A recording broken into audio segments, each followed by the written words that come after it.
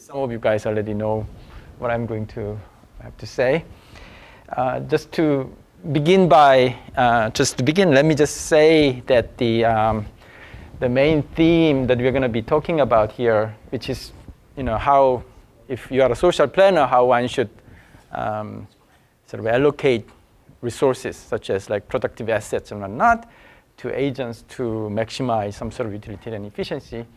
It's kind of differentiated from sort of the central theme, the other central theme of property right, which is, not necessarily about assigning initial property rights. It's more about how to protect existing property rights. So for instance, the question about property rules versus liability rules, and if you want to choose liability rules, what should be the strike price? It's more about really the situation in which that property rights are already established for some people. And the question here is that if somebody wants to infringe upon this property right, what are the ways in which that he can do so? So if the person has no right whatsoever and has to risk the threat of being imprisoned by infringing upon somebody else's property right, that would be like a property rule. Or if there is a price that he can pay to violate somebody else's right, that would be more like liability rule. We are thinking here about a situation in which maybe there are a whole set of resources or objects and goods for which the property right may not have been established. And so we are in a situation to think about really what would be the best way to assign property right in light of the fact that maybe after the property rights are initially established, there is a chance that the property right may be reallocated through resale market, through bargaining process. Question is quite relevant in the case where governments wishes to privatize public enterprises, allocate license to operate business, like medallions, taxi medallions is a good example. Airport landing slot is an example. They allocate the rights to extract minerals, gas and oil and things of that sort. Relevant also for public policy having to do with allocating benefits such as low-income housing, public education, low-income healthcare service, the right to immigrate into a country, things like that. Okay, and duties are kind of flip sides of a benefit. So when you assign duty to serve in a jury, duty to serve in the military, in the case of draft, you are simultaneously allocating the right to be exempt from such duties. And similar kind of issues arise, and so on. And so at the end of the day, the question about how best to allocate resources is very classical question that mechanism design and market design has been thinking about all along. And you see that what I'm about to say is not at all much different from what you guys are thinking about already. Maybe perhaps there may be some new wrinkles there. So hopefully they will come out clearly. Again, to talk about any paper presentation on property rights, you have to start from Coe's theorem.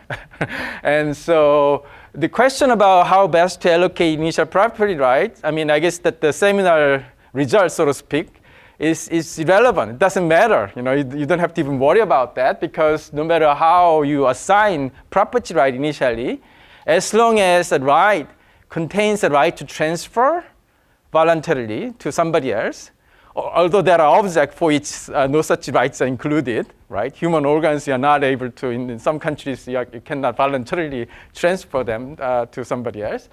But as long as the right contains the right to transfer, it doesn't matter how we allocate the property right initially, provided that the cost associated bargaining is negligible. Okay? We all know that Coe's theorem is most interesting and valuable as a benchmark for us to think about what happens in a likely situation where the bargaining costs are not negligible. Well, it seems that there is no real consensus here, but I think that what seems to be a prevailing and increasing influential view is something that can be summarized as a market principle. Okay? in a variety of a broad set of circumstances, maybe what the way to do is to use comparative markets. Okay, we have a really good pedigree of economic theory suggesting that comparative market is a good thing, or designing multi-unit auctions that will suitably replicate the behavior of a comparative market is a good thing, especially when it comes to a situation where the source of transaction cost is asymmetric information about one's willingness to pay. Okay, so we have a host of results in economic theory suggesting that there are ways to design multi-unit auctions in a way that can deal with asymmetric information on willingness to pay and sort of approximate a fairly efficient outcome.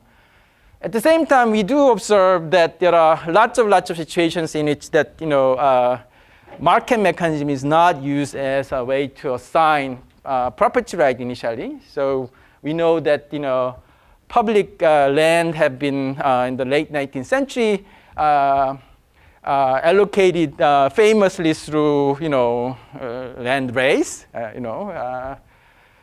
and lottery has been and still are being used to allocate public land for the purpose of settlement, homesteading, and so on. And draft lottery was famously used to determine who goes to serve in Vietnam or as Civil War. So it's not clear what are the sort of efficiency rationale for selecting the kind of not market mechanism that we do observe, but it's kind of important to explore the implications, sort of efficiency implications of using simple non-market mechanisms. In particular, it may be interesting to think about, whether there are a set of circumstances in which this kind of mechanism may be rationalized in some way.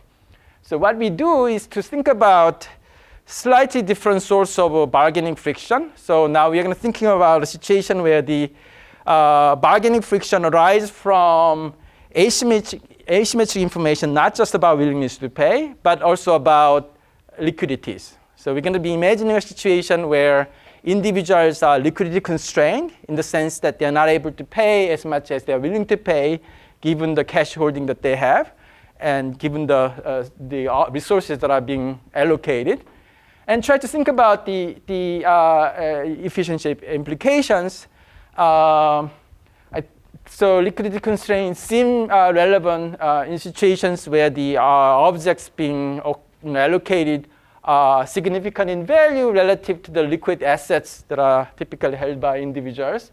And situations in particular where the nature of the resources that are being allocated is such that it's difficult to collateralize. So the financial arrangement for such purchase may be difficult to come up with. And what we find is that some of the simple non-market assignment, in fact, as simple as random assignment, can sometimes can actually dominate simple market assignment on the efficiency, utilitarian efficiency grounds. And we do end up analyzing, solving for an optimal mechanism. And in the spirit of the conference, we weren't able to generally solve the mechanism design exercise. So here is another sort of a puzzle and question that we'll have if I have some time left. So let me just zip through the model, which is very simple. So there is a unit mass of individuals. Can you give a simple example of what you mean by difficult to collateralize? Well, I mean, so think about the resources are some sort of maybe productive assets, maybe education, okay? So, or the right to immigrate to the United States, okay? Now I know as by private information that if I can immigrate to this country, I can make a lot of money. I have some unique set of skills that I can use to generate a lot of return. So if the immigration visa, let's say, is auctioned off, the going price is very high.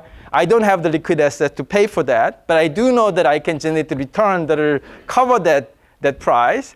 I would like to get a borrow against my return but maybe it's very difficult for me to verify that I have this ability to generate a return to the capitalist. Okay, capital market. Okay, so model has some mass S of indivisible good, which is less than 1, and I'm going to assume that. So think of that as some sort of productive asset that can generate some monetary return, depending upon who holds that asset, who utilizes that asset. And there is a unit mass of risk-neutral buyers. Each demand 1 unit of that. Okay? And so the supply is limited, so the resources are scarce. Okay? And each buyer has 2-dimensional type, which is private information, which consists of W representing the liquid asset, liquid wealth held by the agent, V representing the value. So think of it as a monetary return that can be generated by an agent of type V. Okay? And we assume, for the sake of convenience, and that these two parameters are distributed independently. Okay? I'm going to assume quasi-linear preferences. Okay?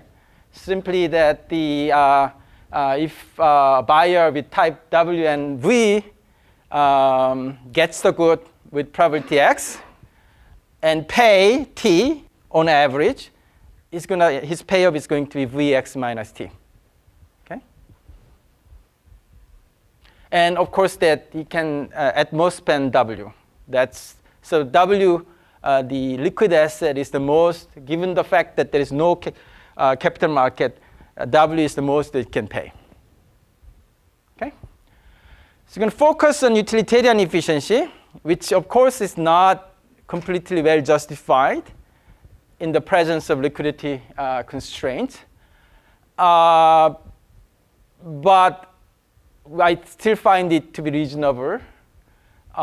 In particular, when V represents the monetary return that can be generated, at least we can say that maximizing total realized value, which is what utilitarian efficiency is will amount to, makes a lot of sense, at least in that case, because if you take two different allocation, one generating higher total value than the other, there are ways to redistribute the values because the values are monetary returns in a way to make everybody happier. So at least we can say that shifting to a higher value allocation is Kaldor-Hicks efficient in the sense that there are ways to compensate the losers to make everybody better off. Is that consistent with this story that the return's not collateralizable? It seems to me that exactly the cases where it's not collateralizable. I mean, it depends on the reason why. It depends on the reason why it's not collateralized. The story that I was going with is that that you can generate a certain amount of return, but there's no way you can actually prove it. Even you can sort of convey that information to somebody who is in a position to be able to lend money to. The government can take the money and shift it around. What you're saying here. Right. What I'm saying is that there is so I'm not looking at there is a way to so there is alternative allocation. So ultimately you can settle the issue by looking at the informational feasible mechanism, which we are going to do, but all I'm doing here is just to give some sense about why we find utilitarian efficiency to be the most reasonable criterion. I guess that the best, I guess that my initial reaction is what else, Well, so I don't know, but I think there's, I wanted to register that I think this is problematic. And the other thing that I'm not sure I understand is how to interpret quasi-linear utility with the budget constraint. Because if I really, really cannot buy anything when I'm out of money, then I might have a pretty high value for my last dollar.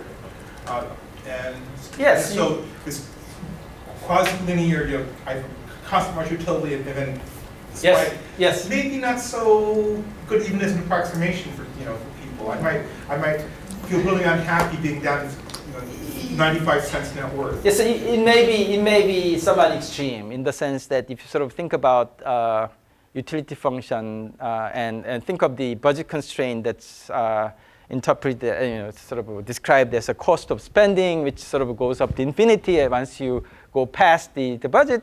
But utility maximization subject to budget constraints is the kind of thing we do a lot of, right? So in the case with smooth, in the situation where you have a smooth solution, probably don't have much of a problem. Here it's a more of an extreme case. I think that I find still problem to be tractable enough, a simple way to bring out the insight that you can get from the non-linearity extreme, I agree. And at the same time allow us to easily compare the result that we get with the situation without constraint.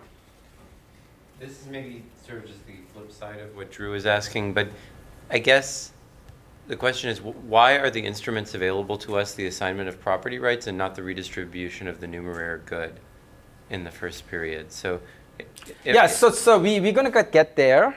One of the wrinkles that I mentioned in terms of allocating property rights is that the one is resellability. I guess that somehow maybe you have to sort of be mindful about the possibility that the recipients of the original property right would maybe choose to reallocate through bargaining to somebody else. The other thing that I thought was a bit interesting about property right analysis is that often the parties in charge, policymakers who is in charge of,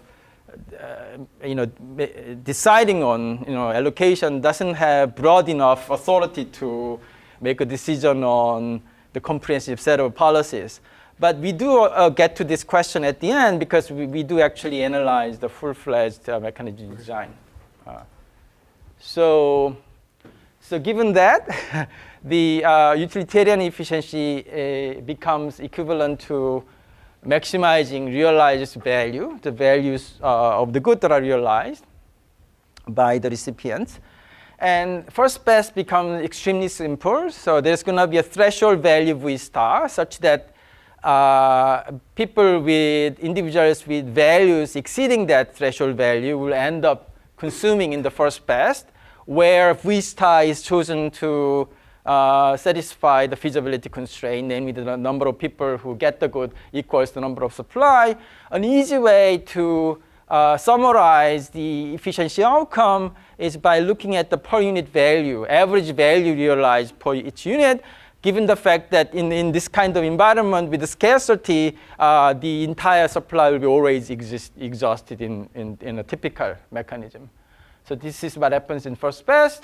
What we are going to look at in the first blush is to think about three different possible property right regimes, well, three different methods of assigning initial property right. One is the idea of selling at the market clearing price, competitive market. Second is a super simple one, where the idea is to randomly allocate, okay, to the agents at a price below market, okay, below the market clearing price, without the possibility of reselling. So here's a regime where the recipients are not allowed to resell.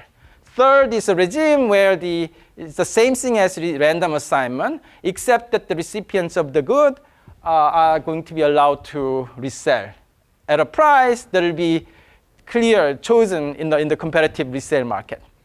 Okay? So the way we are going to think about the resale market is going to be exactly the same as the competitive market to begin with.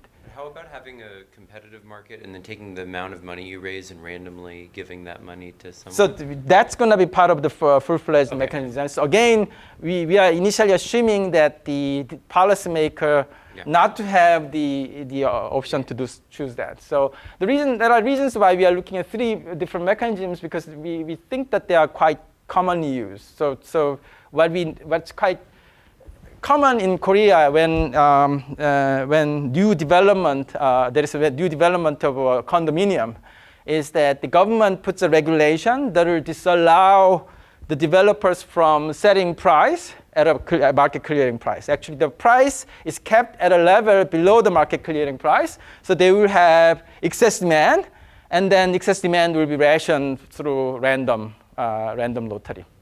Okay? So this is a case of random assignment with resale. So public school assignments, typically there are two different methods. One is residence-based, the other is school choice. Residence-based looks like a non-market mechanism, but there is a sense in which that it sort of resembles market mechanism because you can buy into a school district as long as you have enough money. So housing market kind of acts as a market not only to clear the housing market, but also to clear the school market. School choice, however, there is no such an option. It's closer to the random assignment, especially when there are no priorities. Military recruitment under draft, well, it should be random assignment without resale. It's true. Except in some cases, it was possible for the conscript to pay somebody else, non-drafted, to take his place. So that sort of corresponds to random assignment with resale. In government resources, all three mechanisms were used, essentially. Immigration visas, each year about 50,000 immigration visas, green cards are allocated through random lotteries to people all over the world who register for the program. Okay, so let's begin with the competitive market. It's fairly simple. So here, price is set to equate the demand and supply. So how is demand computed here? For a given price, demand comprise is basically equal to the number of people who have both willingness and ability to pay. So this is a product of these two distribution, 1 minus of P times 1 minus of P, nicely declining. And so price is set to equate the demand with supply. What happens is that we get something like that, clearly, where P is the market clearing price. Obviously, the blue area in measure must equal the supply. And comparing with the first best, obviously, the high value, low wealth, high value guys are shut out in this system. Okay, so you can kind of think of this as a parity inefficient outcome. If there were financing arrangement, those guys would be able to obtain financing. These guys might have actually provided the financing. Okay, so it's Pareto dominated. So average per unit value, average value realized is conditional mean above the market clearing price, which is clearly lower than the corresponding expression on the first pass because the threshold value V star is greater than P in that case. Okay. What about random assignment without resale? It's super simple. Price is kept at a level below P. So there is a excess demand, just randomly rationed. So everybody whose willingness and ability to pay exceeding Q will participate. They're going to be successful with probability S divided by the number of people who participate, which is less than 1. So you get a picture that looks like this. Okay, so it's a bigger area, which means that each point in the area is a type of agent who gets the good with probability less than 1. Okay, what can you say about welfare? Well, again, conditional on getting the good, you get the good with uniform probability. So again, conditional mean of value above the lowest value guy is going to be the right measure, and that's going to be less than what you have under the competitive market. Okay, so this mechanism is worse than competitive market. Trivially obvious, but it's useful to sort of parse why that might be the case. There are two effects going on.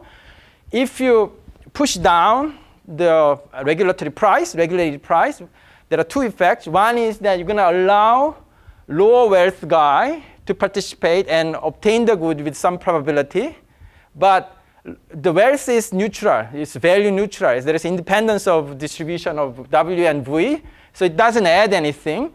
The second effect, however, is that you're going to allow low value guy to participate and obtain the good with some probability, and that's bad. And that's the reason why this is worse. I guess the most interesting case is the case with the possibility of resale. Okay, what happens there? Similar thing, we have to think about what happens in the resale market, however. Okay? There will be some market clearing price in the resale market. Let's call it R. And you can easily imagine R to be greater than Q. Okay? So because the initial price is pushed down, and it's clear that R is going to be at least greater than Q, which means that if you participate in the program and are successful in obtaining the good, you have the opportunity to resell it at a profit, for a profit. Okay? So that means that anybody who can participate, i.e. anybody whose wealth is greater than Q, will participate, and therefore the probability of initially somebody getting the good, who wants to get the good, is going to be lower because there are more people participating. Okay? What happened in the resale market? Well, so demand side comes from the people whose value and wealth exceed R.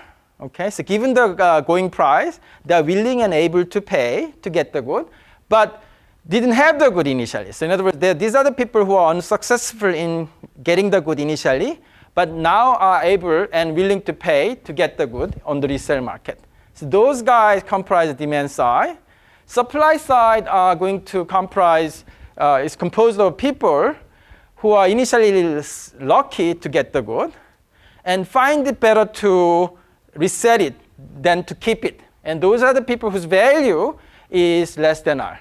Okay, so you can work out the math easily, and there is unique equilibrium. And at the end of the day, what will happen is the following. So there will be some resale, market clearing resale price, okay, 5 minutes, R star, okay, such that people with valuation and wealth both exceeding R star are going to get the good with probability 1.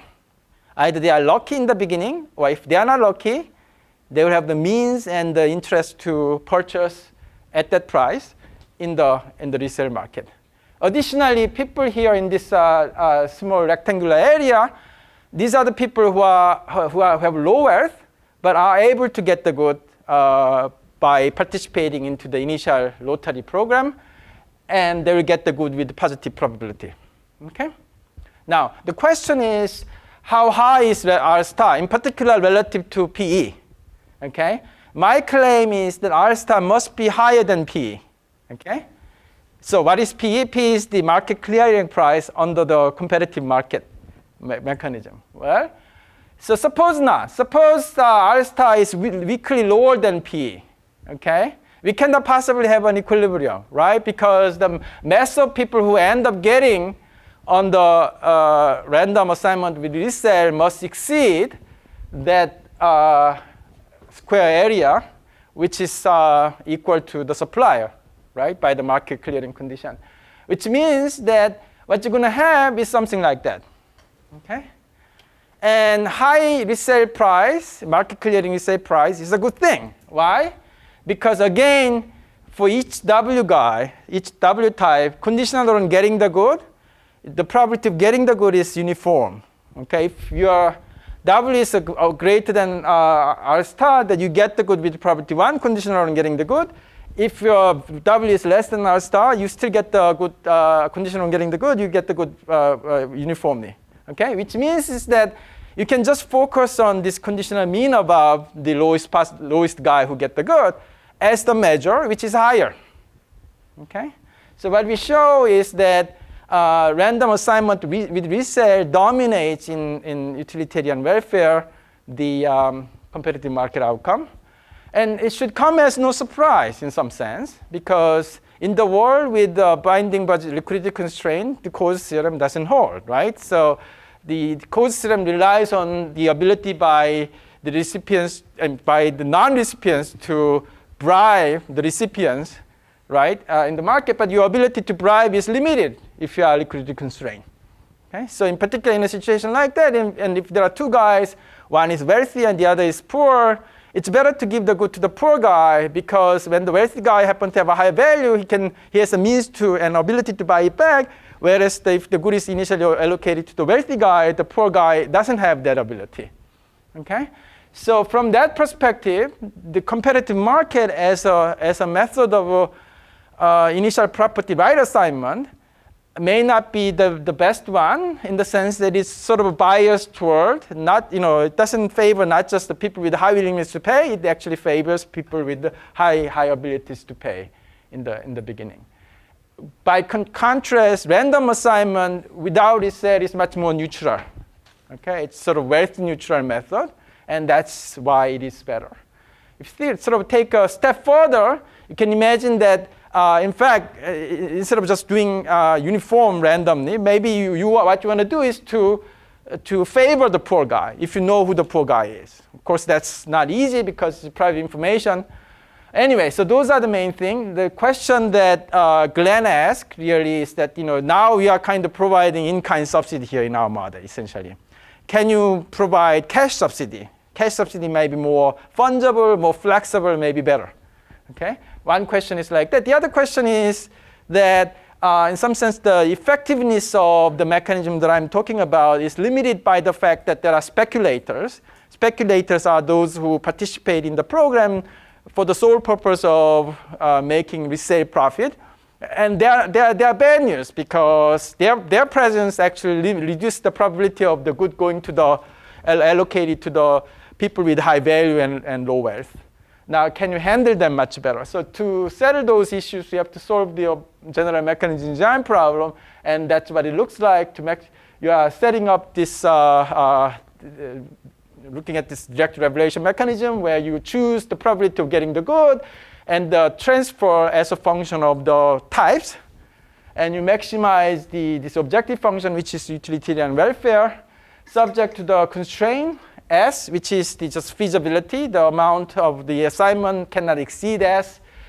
Budget constraints, so nobody can pay as much as W.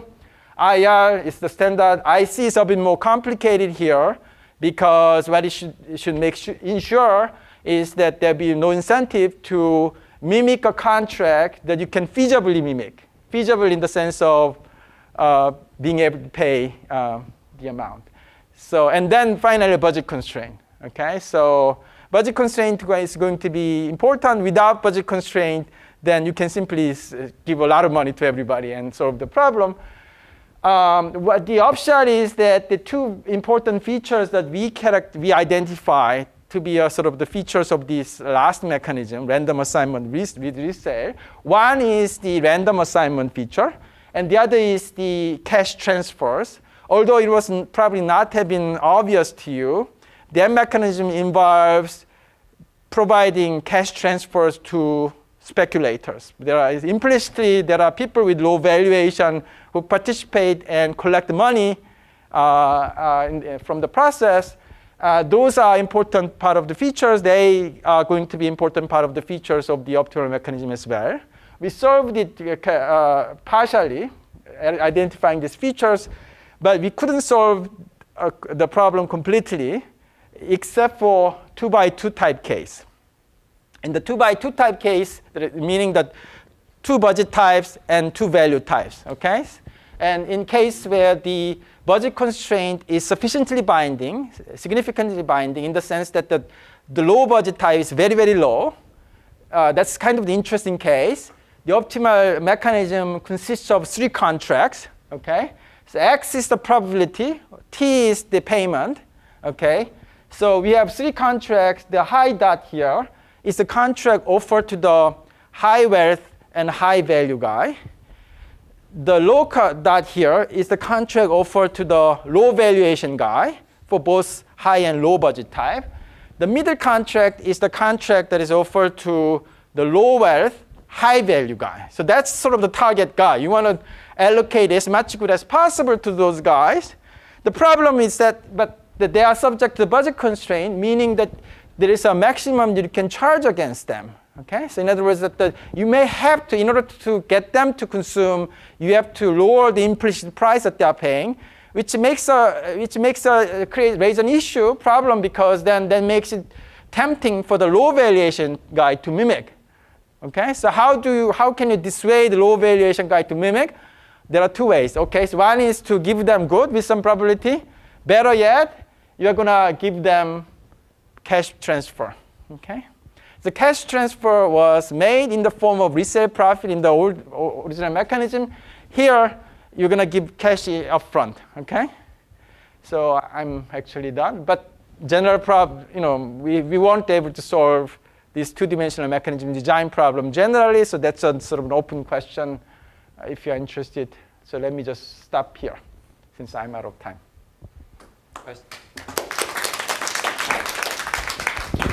Questions? Just the right time. It's my way. Yeah, it's gone. Sorry. So there are one challenge it has to do with the multidimensionality of the type space, which often creates problems. The other problem, however, which is kind of more specific and unique to the problem that we are setting up there, is the complicated nature of the IC constraint.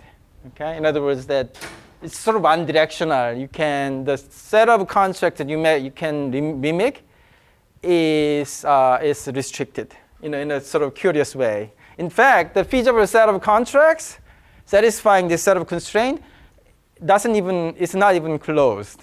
Okay, so you can kind of think about the sequence of contracts that satisfy IC constraint by virtue of failing this constraint, which is an open set. Now, in the limit, all of a sudden, that constraint is satisfied with equality. So the limit of that contract may be outside, and so may violate the incentive constraint. Okay, so it's not even, yeah. So those are the kind of, yeah. So you began talking about the various property rights you have. So, for instance, whether you have the right to resell it or not, that seems to be the variable in the property right here. Right.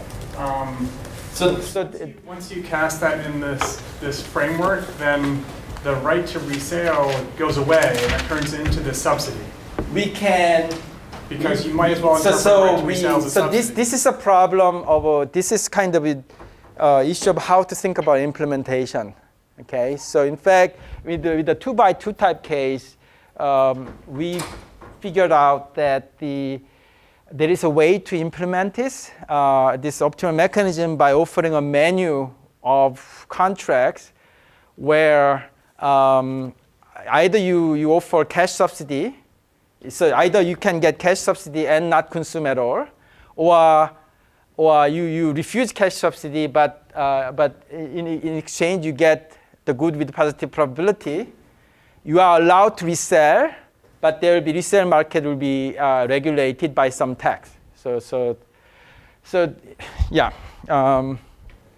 That's. I don't see that here at all. You don't see that at all because and I also don't understand why, if the final outcome of the mechanism is some allocation of goods, right? Mm-hmm. And you have all the information because you've designed an incentive-compatible mechanism.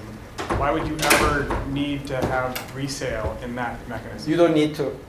Yeah. But what you're saying is whatever the mechanism that. So let me take a step back and say this. I think that indirect mechanism that has resale, which is somehow simpler or more natural. Right. Can you say anything about that? So there are two different issues. One is implementing the outcome on the good mechanism that you like in a way that seems realistic in many cases. And I think some of the mechanisms that I talked about, I do believe have these features. At the same time, there are situations where resale is something that you cannot avoid. That sort of comes as an additional constraint to satisfy. We didn't solve that problem, but that's another interesting problem because there are situations where because of the law, and there is something about the law that you cannot change, you cannot prevent the recipients of some goods from reselling. Okay? There are some set of goods that you can make it a law to make it impossible or difficult for them to resell. There are other kinds of goods where that's simply impossible because it's not going to be ruled as valid by the court. So that would be a constraint then. You'd have to Right, that would be a constraint. Exactly. So that's not what we did. Forbid resale. Right. That's not what we did. And that So would change the optimal program. exactly. So here, I mean, it's quite clear if you can ban resale, whatever you can implement through resale, you should be able to implement it without resale, right? So the relevance of resale, then it's just a matter of implementation. Maybe there are outcomes that you get from an optimal mechanism that you can implement through a mechanism that will allow people to resell. So that's ours so far is of that flavor. This is in the spirit of Drew's question again, which is one thing that always concerns me about these budget constraint models when you think about welfare is that if people are budget constrained with respect to their ability to purchase this particular good, do you want me to turn off the ringer? Here. Yeah. If they're budget constrained with their ability to buy this particular good, they might also be budget constrained with their ability to buy other goods in a broader economy. And to the extent that that's the case, you know, you don't just want to alleviate the budget constraints with respect to buying this good. You just generally want to be able to give people cash so they can buy other things. Yeah.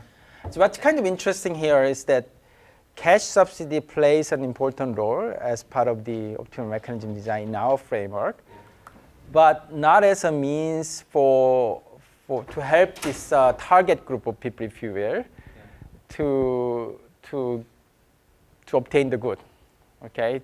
But rather as a bribery for pretenders not to claim, not to mimic whatever you intend the target group to do. So that's kind of interesting thing going on here. So it's sort of that's the sort of the received wisdom. It's just that, you know, why do you give out food stamps? Why do you give out in-kind subsidies to people? It's much more flexible to give them cash and so let them choose whatever they like. I think that what seems to be happening in many sort of mechanism design literature dealing with the problem like this, ours being one of them, is that in-kind subsidy has still a role to play because of the incentive constraint, because it's harder to mimic somebody who actually needs it. So it sort of helps you to alleviate the problem by giving them the good directly. Aren't these in-kind subsidies most often given for, you know, it's not, the information is so different, it's more of just some moral judgment that food stamps is a value thing. We approve of people having food. We don't want, it's society wants to control people's consumption and they value some consumption more than others. We want to give you food, maybe your kids will eat, and, you know, and we restrict the things. So I think in many cases, when it's sort of with food stamps, it's not from an incentive thing so much as from some sort of moralistic view. I never claimed that was the motivation. What I'm saying is that in-kind subsidy can be rationalized as controlling incentives better than cash subsidies. This is where it's more your logic, Yeon-Koo. So, for example, in Latin America, this is something my wife works on a lot. People steal housing. They set up a shack somewhere in a very dangerous place. If you give them housing, they're not going to do that because that gives them an incentive that they don't want to lose their housing if they go and take it somewhere else. And so one reason why you may do it is to give them an incentive.